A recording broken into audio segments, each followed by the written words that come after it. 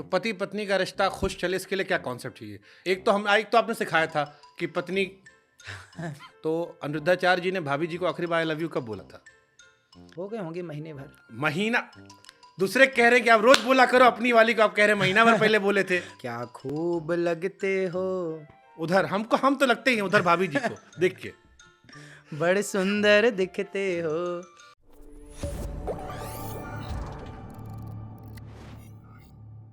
तो पति पत्नी का रिश्ता खुश चले इसके लिए क्या कॉन्सेप्ट चाहिए? एक तो आपने सिखाया था कि पत्नी मुंह पे उंगली रख लो। हाँ तो यही वाला कॉन्सेप्ट है, कुछ और भी कॉन्सेप्ट है? हाँ, ये भी ठीक है। सबसे उत्तम तो चुप है, चुप मार लो, खत्म बात। बट दुनिया भर में बाकी लोग कहते हैं कि मर्द चुप होता है, आप इकलौते हैं जो कहते हैं कि पत्नी से कि अगर लड़ाई होती तो मैं एक फॉर्मूला दे रहा हूं, ऐसे उंगली रख लो। सही है। तो देखिए, चुप रहने से ना कई बार बहुत सारा बोलने से ना विवाद खड़ा होता है। पति पत्नी में भी ना बहुत नहीं बोलना चाहिए। कई बात ना मजाक में भी की जाए तो कुछ पत्नियां कुछ पति उसे दिल में ले लेते हैं, उस बात पर सोचने लग जाते हैं, जिसके कारण उनके रिश्तों में तनाव हो जाता है, गलतफहमी पैदा हो जाती है और तलाक तक की नौबत आ जाती है। इसलिए पति पत्नी के रिश्ते ना कैसे चलते हैं उसका एक फार्मूला आपके काम आएगा। हमारा ब्याह नहीं हुआ, बता दीजिए। पति पत्नी के रिश्ते को बेहतर बनाने के लिए ना सहनशीलता चाहिए। पत्थर जो होता है ना, मूर्तिकार उसे छेनी और हथौड़ी से मार मार के एक सुंदर सी मूर्ति तैयार कर देता है।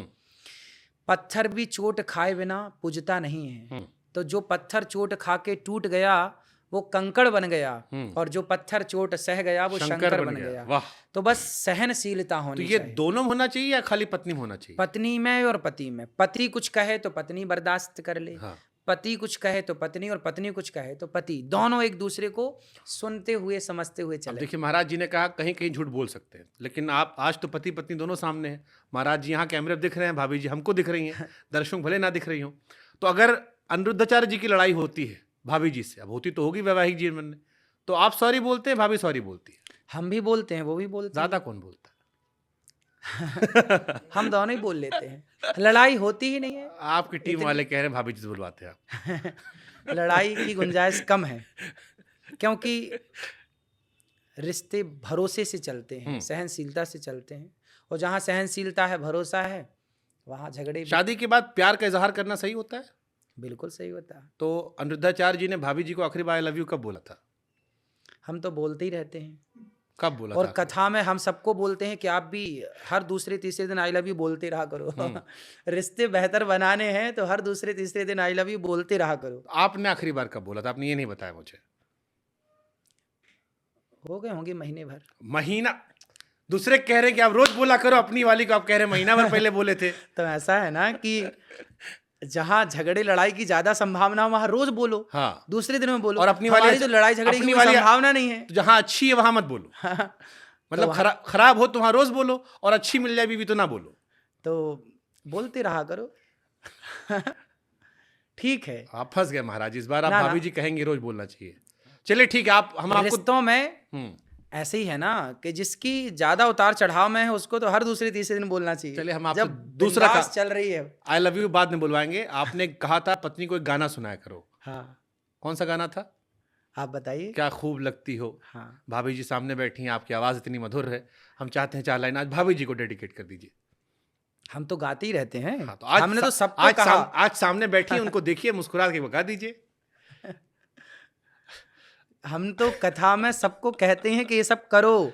तो हम तो आपसे करवाने कह रहे हैं, जो आप कह रहे हैं हम आपकी बात आपसे कह रहे हैं कि उसको करके दिखाइए, ताकि हम लोग भी आगे अपनी बीवी गाएं।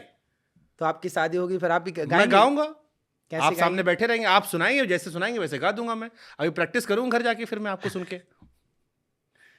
तो बोलना चाहिए हम सबको। तो 4 लाइन महाराज जी, क्या खूब लगती हो। क्या खूब लगते हो, उधर हम तो लगते ही हैं उधर भाभी जी को देख के। बड़े सुंदर दिखते हो, ये कन्हैया के लिए हम गाते हैं। हाँ, फिर से कहो, कहते रहो, अच्छा लगता है मेरे कान्हा का मुखड़ा, बड़ा सुंदर लगता आप है। भाभी जी के 1 महीना पहले आई लव यू बोले, हमने गाना गाने कहा, उसमें भी आपने वो प्यार को श्री कृष्ण जी पे डाल दिया।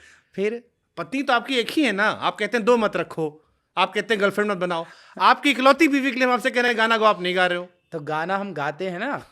अभी हम देखो, जो पति पत्नी का प्यार है ना, वो ऐसा हो कि कोई देखे ना, ठीक, क्योंकि भोजन भजन रिश्ते ये पर्दे के अंदर अच्छे लगते हैं। बेहतर बात। हम ज़्यादा प्यार का इजहार करेंगे ना तो लोगों की नज़र लग जाएगी। ये भी बात सही है। इसलिए अपने रिश्तों को बहुत बिंदास चलाना है ना, हम्म, तो उन्हें गुप्त रखना चाहिए। भोजन भजन ना, और क्या क्या, नारी हाँ, ये सब पर्दे के अधिकारी।